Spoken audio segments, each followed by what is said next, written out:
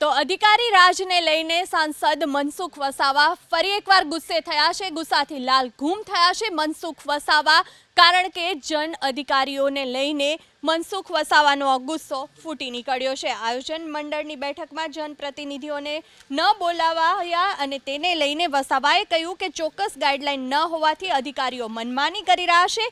અધિકારીઓ કેમ એકલા બેઠક કરે છે તેનું કારણ જાણવું પણ જરૂરી છે। નર્મદા જિલ્લો અતિ પછાત જિલ્લો છે।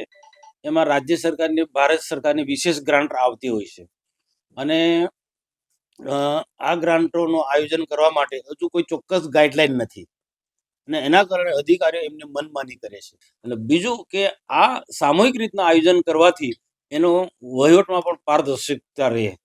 તો આ મને લાગે છે ત્યાં સુધી કોઈકનો કોઈ કારણસર આ પ્રકારનું કોકને પદાધિકારીને પૂછવામાં આવતું નથી અને એમની રીતના અધિકારીઓ પોતાની રીતના મનમાની કરીને આ પ્રકારનું આયોજન કરી રહ્યા છે।